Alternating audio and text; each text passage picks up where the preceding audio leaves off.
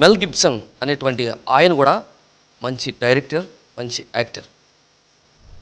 ఆయనకు ఒక తలంపు కలిగింది, ఒక మంచి సినిమా యేసుక్రీస్తు పేరు మీద తెరకెక్కించాలని. దాని గురించి వెతుకుతూ ఉంటే జిమ్ క్యావిజల్ కనిపించాడు. మనిషి బాగున్నాడు, సరిపోతాడు అని ఆలోచించుకొని ఆయన దగ్గరికి వెళ్ళి మాట్లాడడం జరిగింది. జిమ్ క్యావిజల్ చాలా సాధారణంగా ఈ సినిమా చేయడానికి ఒప్పుకున్నాడు. ఈ సినిమా తీసిన తర్వాత నీకు మరలా అవకాశాలు రాకపోవచ్చేమో అని అన్నారు. బైబిల్ చదివి ప్రార్థన చేసి ఆ వ్యక్తి యొక్క క్యారెక్టర్ని డైజెస్ట్ చేసుకోవడానికి ఓ 2-3 రోజులుండి ఉపవాసం ఉండి ఈ పని చేద్దాం అనుకున్నాడు. సరే, ఉపవాసం ఉండి ఆయన నిబద్ధతతో ఈ యొక్క ప్యాషన్ ఆఫ్ క్రైస్ట్ అనే సినిమాని తీయటానికి సిద్ధపడ్డారు ఇద్దరు.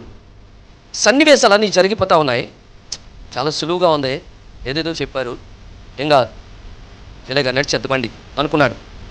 అయితే ఒక కీలకమైన ఘట్టానికి వచ్చారు. అదేంటి అంటే యేసుక్రీస్తు ప్రభు వారిని 39 కొరడా దెబ్బలు కొట్టడం, అది సన్నివేశం.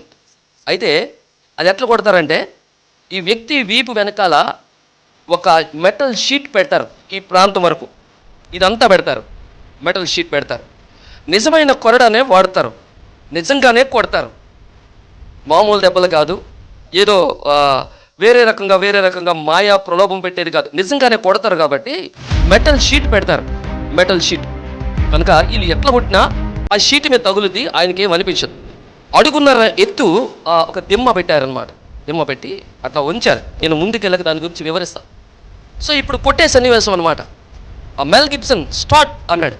అనేసరికి అటు ఇటు ఉన్న రోమన్ సైనికులుగా నటిస్తున్న వాళ్ళు కొట్టడం మొదలుపెట్టారు. ఈయన యాక్ట్ చేస్తున్నాడు, అటు ఊగుతున్నాడు, ఇటు ఊగుతున్నాడు. తలవని తలంపుగా ఆ మెటల్ షీట్ పక్కనున్న భాగానికి ఆ కొరడాకి కట్టినటువంటి ఇనుప కొమ్ము గుచ్చుకుపోయింది. వీడు మెటల్ షీట్ మీద ఉందనుకొని ఇట్లా కొట్టి ఇలా లాగుతారనమాట. ఇట్లా తిప్పి ఇలా కొట్టి లాగుతారు. అట్లాగా యాక్ట్ చేద్దామని లాగితే చర్మం చీరుకుపోయి బయటకు వచ్చేసింది. వెంటనే మెల్ గిబ్సన్ చూస్తూ ఉన్నాడు, రక్తం వస్తూ ఉందేంటి కొరడాతో అని చూస్తూ ఉన్నాడు. జిమ్ క్యావిజల్ పిచ్చి కేటలేసి పడిపోయాడు, సృహ కోల్పోయాడు.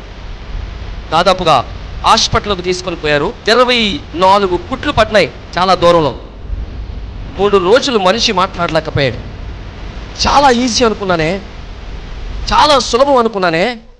ఒక్క దెబ్బకి 1 వారం రోజులు నేను ఇక్కడ ఉంటే 39 కొరడా దెబ్బలకి ఆయన ఎట్లా తట్టుకున్నాడు?